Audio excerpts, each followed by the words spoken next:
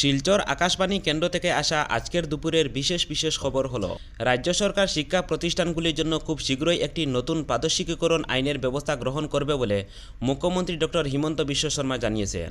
শিক্ষা প্রতিষ্ঠান পাদশিক্ষীকরণ আইনটি একাধিকবার সংশোধন করার পরও রাজ্যে পাদশিক্ষীকরণের সমস্যা সমাধান হয়নি।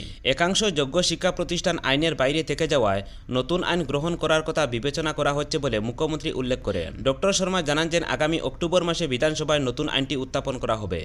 এছাড়াও পাদশিক্ষীকরণের সময় যে সকল শিক্ষকের যোগ্যতার জন্য টিউটর হিসাবে নিযুক্তি দেওয়া হয়েছিল তাদের মধ্যেও যারা যোগ্যতা অর্জন করেছেন তাদেরকেও পূর্ণ শিক্ষক হিসাবে নিযুক্তি প্রদানের ব্যবস্থা করা হবে।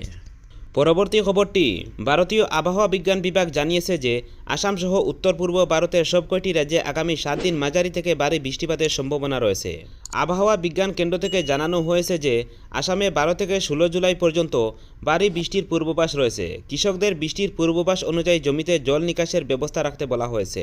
পরবর্তী খবরটি হলো, রাজ্যে আগামী 1 অক্টোবর থেকে গ্রাম প্রধানদের বেতন বর্তমানে 9,000 টাকা থেকে বৃদ্ধি করে 14,000 টাকা প্রদান করা হবে। বনাঞ্চলে গ্রাম প্রধানরাও এই বর্ধিত বেতন লাভ করবেন। গতকাল দিসপুরে আয়োজিত রাজ্য মন্ত্রিসভার বৈঠকের পর সাংবাদিকদের সঙ্গে কথা বলতে গিয়ে মুখ্যমন্ত্রী ডক্টর হিমন্ত বিশ্ব শর্মা জানান যে রাজ্যের বিভিন্ন সূত্রে বসবাস করা উদাসীন মহিলা ভক্তদের 1500 টাকা করে অনুদান এবং অঙ্গনওয়াড়ি কর্মী ও সহায়িকাদের পারিতোষিক ক্রমে 8,000 ও 4,000 টাকা করার সিদ্ধান্ত হয়েছে। এছাড়া রাজ্যের মানুষ ও হাতির সংঘাত প্রতিহত করতে 8টি জেলায় যোগমিত্র প্রকল্প বাস্তবায়ন করা হবে। পরবর্তী খবরটি হল 2024-25 সালে রাজ্যে আয়কর রিটার্ন দাখিল করা লোকের সংখ্যা 8,99,233 জন বৃদ্ধি পেয়েছে। রাজ্যে আয়কর বিভাগ সম্প্রতি এই তথ্য প্রকাশ করেছে। এই অনুসারে গত অর্থবছরের তুলনায় আসামে আয়কর রিটার্ন করা লোকের সংখ্যা যথেষ্ট বৃদ্ধি পেয়েছে। 2023-24 অর্থবছরে রাজ্যে 8,16,137 জন আয়কর রিটার্ন দাখিল করেছিল।